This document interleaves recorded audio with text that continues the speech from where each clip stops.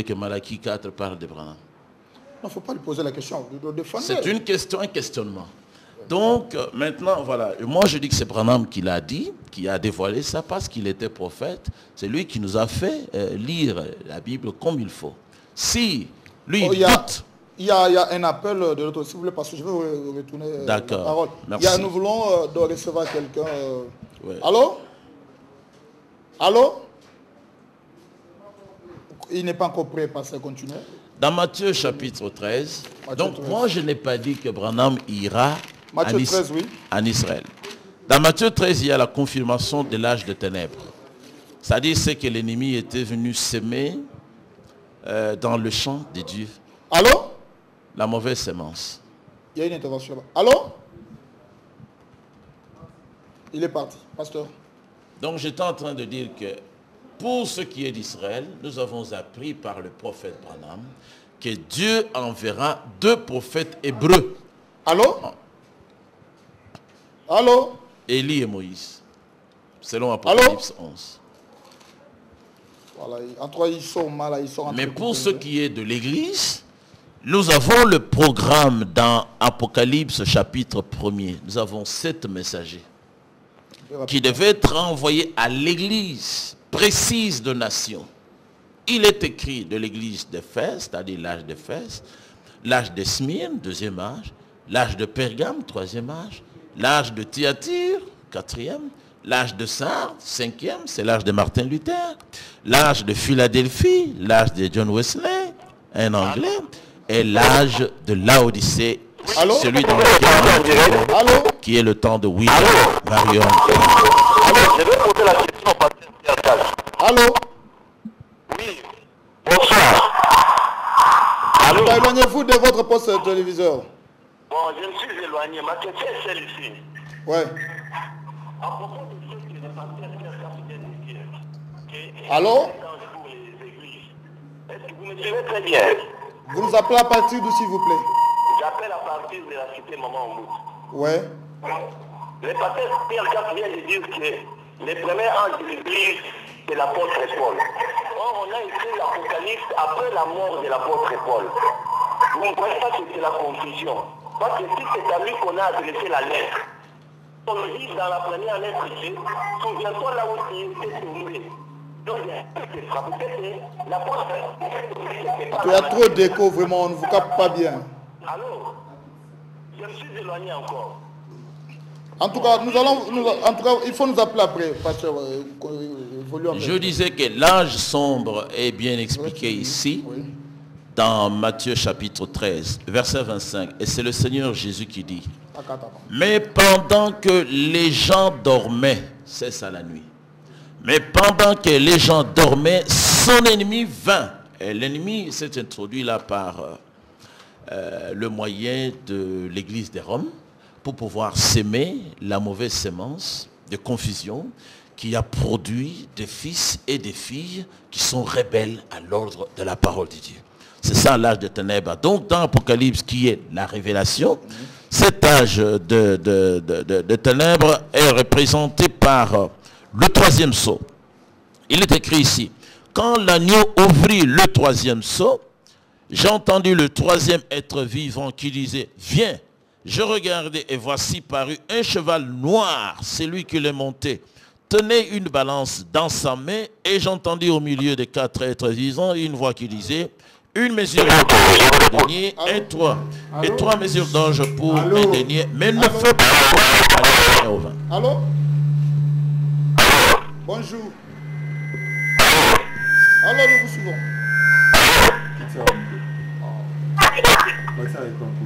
Donc, voilà ici, conformément à la révélation des 7 sceaux, ou la révélation des sceaux, accordée au prophète Branham, parce qu'il était prophète, et il se distingue en cette matière-là par l'abondance des révélations qu'il a apportées. Aucun homme dans notre temps ici ne peut produire, ne fût-ce qu'une révélation reçue par la parole.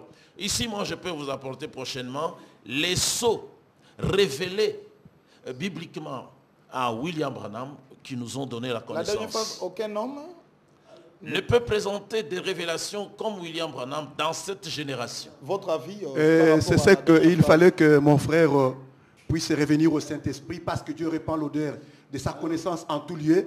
Et pour question de formation, je lui dis que Branham n'a jamais parlé sur le livre des Cantiques. Et voilà ce qu'il dit le livre des Cantiques. Ça, c'est pas un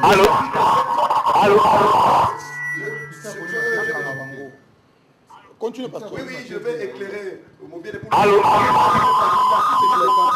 Nous demandons s'il vous plaît, nous demandons à nos chers téléspectateurs, vraiment, au lieu de nous appeler, écrivez, on vous donnera notre boîte email ou appelez-nous après l'émission. En tout cas, vous serez les bienvenus. Je disais que celui qui révèle la parole de Dieu, ce n'est pas William Branham, c'est le Saint-Esprit qui révèle. Et l'Écriture le dit, c'est Paul qui le dit. Même pour le temps de la fin, le frère Paul dit ceci, que Dieu écoute. Mais Branham, où est-il? Il n'est plus. Branham, où est-il? Il travaille où c'est? Je vous dis que depuis qu'il est mort, les révélations sont coupées chez le frère. Ils n'en ont plus. Ils ne répètent que les prédications de 1960. Voilà la vérité. Branham n'a jamais parlé sur le livre des Cantiques. Et voilà la lumière, mon frère, que dans Cantique des Cantiques, non, il a lu un verset ici pour dire que les gens dormaient. Je vais lui donner maintenant la lumière de ce qu'il vient de dire. Dans Cantique des Cantiques, au chapitre 5. Non, tu me coupes la parole, mon frère. Je donne la lumière aux enfants de Dieu. Ils ont besoin d'être éclairés. Voilà Cantique des Cantiques, chapitre 5. Les livres qui a échappé à William Marion Branham. Au premier verset, il est dit ceci. J'entre dans mon jardin et je cueille ma myrrhe. J'ai dormi sur mon lit et j'ai veillé et mon cœur veillait. Je voulais lui dire ceci, que l'Église a le Saint-Esprit. Le Saint-Esprit ne dort jamais. L'homme peut dormir, mais l'Esprit de Dieu, l'huile est présente, l'huile ne sommeille jamais. Merci. Pasteur, le Saint-Esprit... non, moi je peux d'abord réagir à sa présentation qui ne tient vraiment pas debout. Oui. Je ne vois aucun mystère dans les cantiques des cantiques qu'il a lus. Je ne vois aucune révélation. Il a dit qu'il va éclairer concernant... Il dit qu'il va... mais qu'est-ce qu'il devait parler? Parce qu'il n'y a aucun mystère. Il y a des mystères, c'est les livres. Branham était un prophète biblique. Il a traité tous les mystères des Saintes Écritures depuis la Genèse, depuis la sémence du serpent jusqu'au mystère Babylone. Je ne coupe pas la parole. Je pense que vous donnez déjà vous-même le goût de notre thème que nous allons débattre le dimanche prochain. On peut déjà donner cela à nos chers téléspectateurs. Entre-temps, on continue avec l'émission. Donc le dimanche prochain, on traitera le thème intitulé « Quel est le péché qu'a commis Adam et Ève dans le jardin d'Éden ». Oui. C'est-à-dire le péché qu'a commis Adam et Ève dans le jardin d'Éden. Oui. Parce qu'il y a un courant de pensée parle que c'était la désobéissance à la parole de Dieu. Et l'autre courant, c'était des rapports sexuels. Donc c'est ça notre thème de dimanche prochain, le péché qu'a commis Adam et Ève dans le jardin d'Éden. Je pense que la pensée du pasteur Cash, c'est le rapport sexuel. Oui. Vous pouvez confirmer vous-même devant nos aimables chers téléspectateurs. Oui, c'était des rapports sexuels, parce que l'Écriture le dit. Oui, la pensée du pasteur Roger Kalala, c'était la désobéissance à la parole de Dieu. On va se retrouver le dimanche pour traiter ce thème-là. On continue, pasteur. Donc je disais que la lumière, il ne l'a pas donnée. Dans le livre des Cantiques, il n'y a aucun mystère. Pasteur Roger n'a pas donné la lumière. Non, il n'a pas donné la lumière. Il n'y a pas de ministère là-bas. Mais dans Matthieu 13, Jésus-Christ qui est la lumière du monde, il a déjà donné la lumière. Il a dit que la sémence qui était semée, la bonne sémence, sont les fils du royaume. Et que la mauvaise sémence, c'était les fils du malin, les fils du diable, qui doutent de la parole, qui tordent le sens des Saintes Écritures. Et il a dit que le champ, c'est le monde. Et il a dit que l'ennemi qui a sémé la mauvaise sémence pendant que les gens dormaient, donc pendant la nuit, c'est le diable. Mais celui qui a sémé la bonne sémence, c'est le Fils de l'homme. Quelle lumière il voulait donner dans les Cantiques des Cantiques, là où Salomon parlait de sa femme. Dans le livre de Cantiques des Cantiques, c'est Salomon, le grand polygame, qui parle de l'une de ses femmes. Tout ça, ce sont des thèmes. Ça va venir. Eux, ils ne croient pas en la polygamie. Comment il peut aller se cacher? Pasteur Pierre Casse, ça va venir. Il ne faut pas donner le temps. Donc merci beaucoup. Donc, je disais que... Il peut aussi se défendre parce que nous courons déjà autant par rapport à tout ce que vous venez de voilà. comme déclaration. Oui, qu'il parle. Vous avez 2 minutes. Vraiment, vous prenez toutes mes minutes, je ne comprends pas. J'ai dit dans Cantique des Cantiques, mon frère peut lire, au verset, chapitre 5, verset 2, j'étais endormi, mais mon cœur veillait. Et les gens qui dorment là-bas dans la parabole qu'il vient de donner de ses mères, ce n'est pas l'église qui dort, c'était le serviteur qui dormait. Et qui ont allé signaler au propriétaire du champ que, voilà, nous avons découvert qu'il y a la mauvaise sémence qui était parmi. Ce n'était pas l'église. Ce n'était pas l'église. Et il fallait que mon frère puisse relire bien les Écritures, puisque l'Écriture, c'est un animal. Avant de l'égorger, il faut bien le vérifier. Et il faut d'abord vérifier l'Écriture avant de lui donner, donner l'explication. Pasteur, ce n'était pas l'église. Il dit, permettez-moi de dire un mensonge. Le verset 25 ne dit pas que c'était les serviteurs. Qui a dit le mensonge, lui. Le verset 25 dit, mais pendant que les gens dormaient, son ennemi vint, s'aimant de livrer parmi le blé, et s'en alla. Il n'est pas dit que c'était les serviteurs qui dormaient. Merci. C'est le mensonge. Une interprétation. Ces gens qui dormaient, c'était... Vous êtes en train de nous mentir. Non, mais justifiez-vous. C'est pourquoi j'ai dit à mon frère de vérifier bien l'animal avant de l'égorger. L'Écriture est un animal. Avant de l'expliquer, il faut bien... C'est écrit dans la loi de Moïse. Dans la loi de Moïse, c'était un animal. Avant de l'égorger, il faut vérifier. C'est ainsi que ce qu'il vient de dire, ça, ce sont des explications littérales. Tu as lu, ça, c'est le bégaiement de Moïse. Il n'a pas compris. Il faut que Aaron puisse expliquer. Tu sais que Moïse ne savait pas parler. Mais Dieu lui a dit, je mettrai à côté de toi Aaron pour donner l'explication. C'est ainsi, voilà l'explication, mon frère. Pour ce qui concerne cette parabole, voilà la lumière que nous pouvons éclairer les enfants de Dieu. Puisque tout ce que mon frère a dit, ça n'existe pas dans la Bible. Le diable qui a détruit quoi?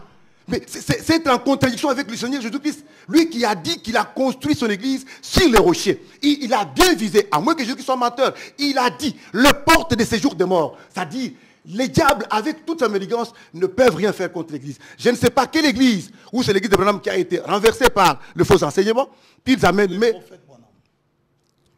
Comme tu l'appelles, puisque moi je ne l'ai pas trouvé ici dans la Bible, je ne peux pas, je respecte la parole, Malachie ne le connaît pas. Malachie ne le connaît pas, Moïse ne le connaît pas. Et Dieu ne peut jamais amener un type de nation pour aller donner un message en Israël. Que ce soit un Américain, Libanais ou Congolais.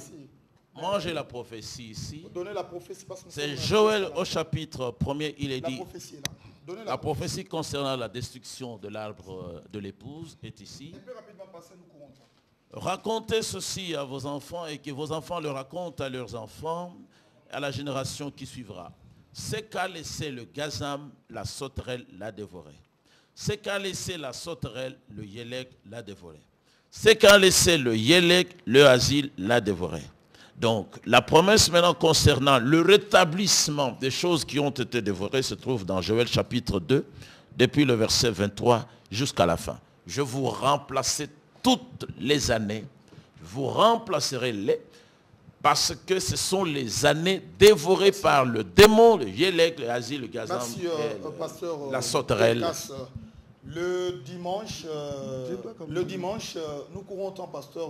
Je vous donnerai le temps de vous exprimer. Vous laissez passer un mensonge.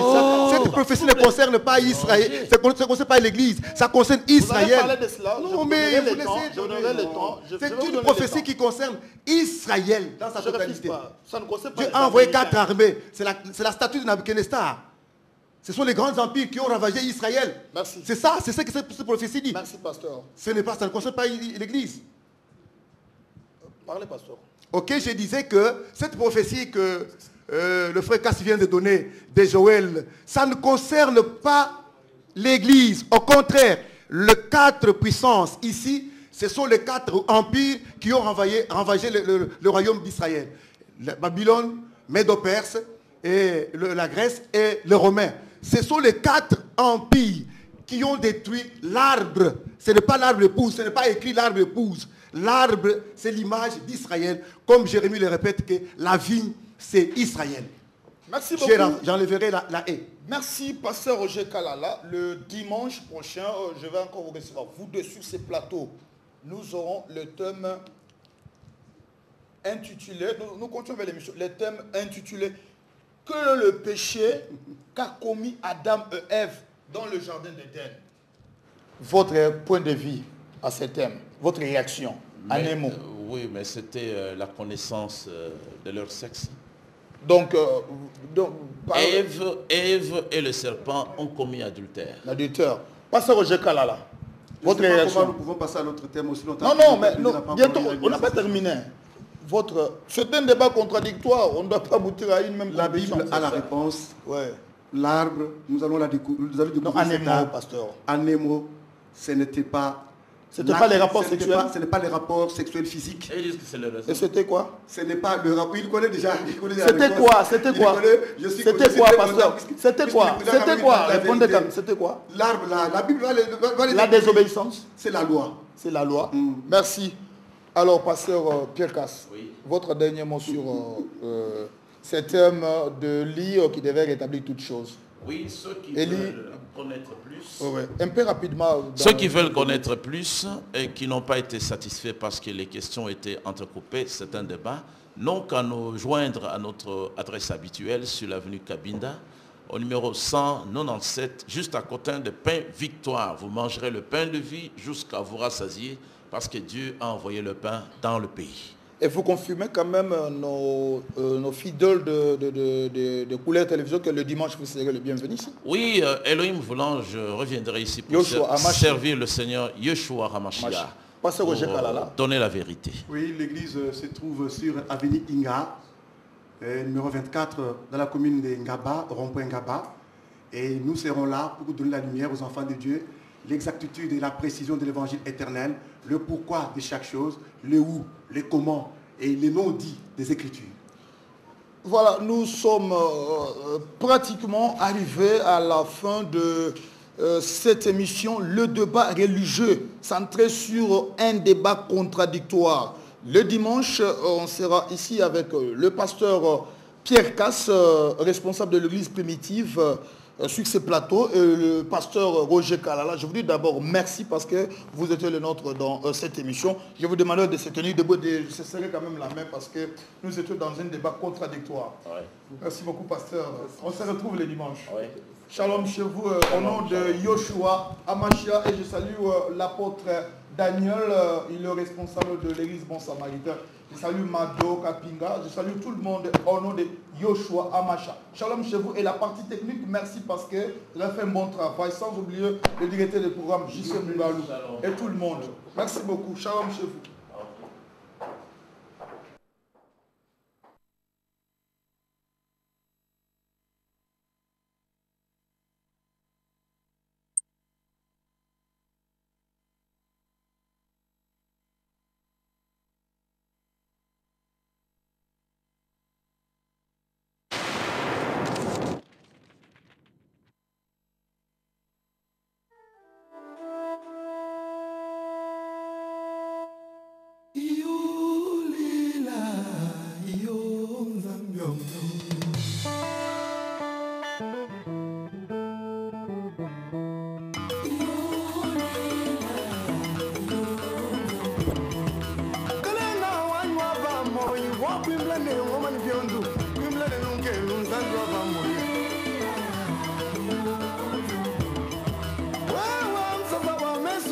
Kama uyagala kabjibi